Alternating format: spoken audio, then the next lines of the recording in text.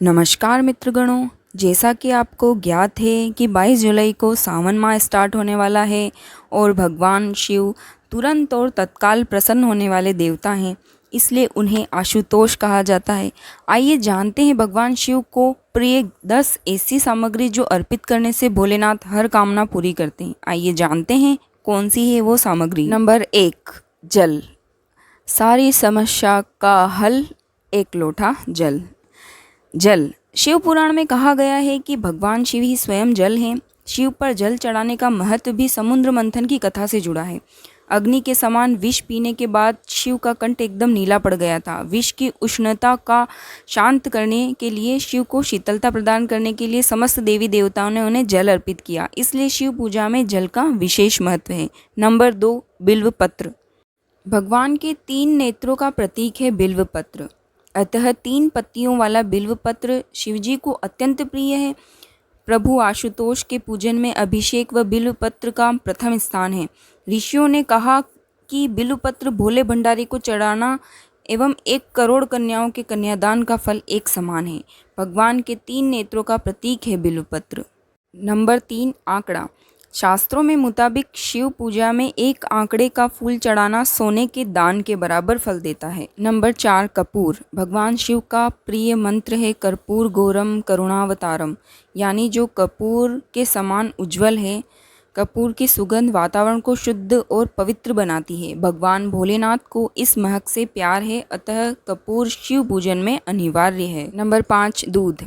श्रावण मास में दूध का सेवन निषेध है। दूध इस मास में स्वास्थ्य के लिए गुणकारी के बजाय हानिकारक हो जाता है, इसलिए सावन मास में दूध का सेवन न करते हुए शिव को अर्पित करने का विधान बताया गया है। नंबर 6, चावल। चावल को अक्षत भी कहा जाता है और अक्षत का अर्थ होता है जो टूटा न हो। इसका रंग सफ़ेद होता है। पूजन में अक्षत का उपयोग अनिवार्य है। किसी भी पूजन के समय गुलाल, हल्दी, अबीर और कुमकुम अर्पित करने के बाद अक्षत चढ़ाए जाते हैं। अक्षत न हो तो शिव पूजा पूर्ण नहीं मानी जाती।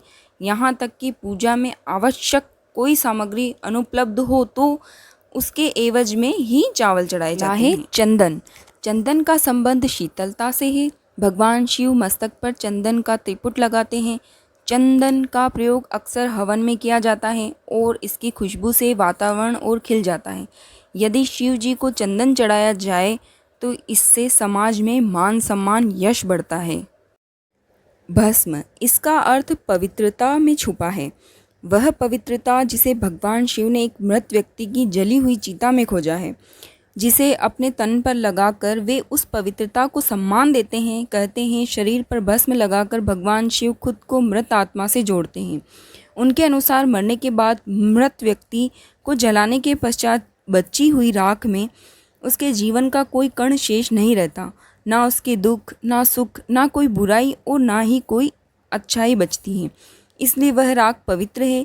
उसमें किसी प्रकार का गुण अवगुण नहीं है। ऐसी राख को भगवान शिव अपने तन पर लगाकर सम्मानित करते हैं। एक कथा यह भी है कि पत्नी सती ने जब स्वयं को अग्नि के हवाले कर दिया तो क्रोधित शिव ने उनकी भस्म को अपनी पत्नी की आखिरी निशानी मानते हुए तन पर लगा लिया, ताकि सती भस्म के कणों के जरिए हमेशा उनके साथ ही रहे। रुद्राक्ष। भगवान शिव ने रुद्राक्ष उत्पत्ति की कथा पार्वती जी से कही है। एक समय भगवान शिव जी ने 1000 वर्ष तक समाधि लगाई।